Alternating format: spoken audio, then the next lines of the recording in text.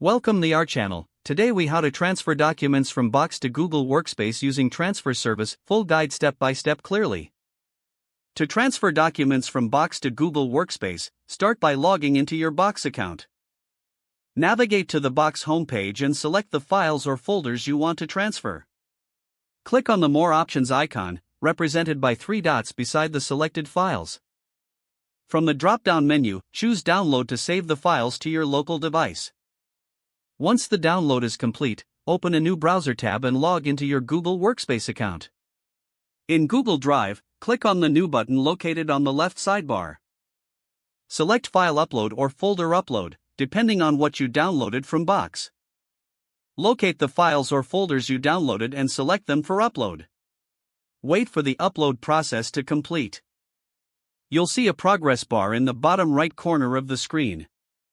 Once everything is uploaded, check to confirm that all your documents are present in Google Drive.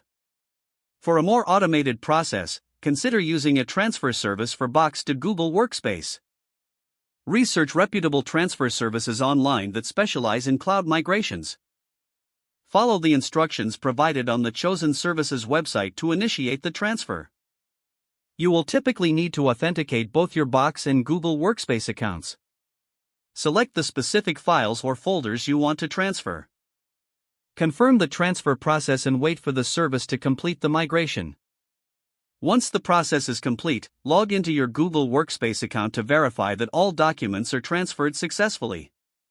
By following these steps, you can efficiently move your documents from Box to Google Workspace. If the page does not load, refresh the browser or try again in a private or incognito window. Make sure you are using the correct email address, then retype it carefully to avoid small typos. If your password is not accepted, use the reset option and create a new strong password you can remember.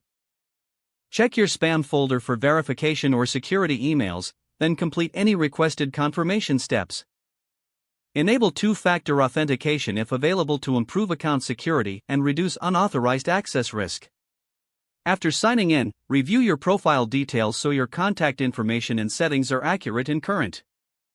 If you see an error message, note it down and try again after restarting your device and internet connection. Log out when you finish, especially on shared devices. If the page does not load, refresh the browser or try again in a private or incognito window. Don't forget to like this video and subscribe to our channel for more step-by-step tech guides.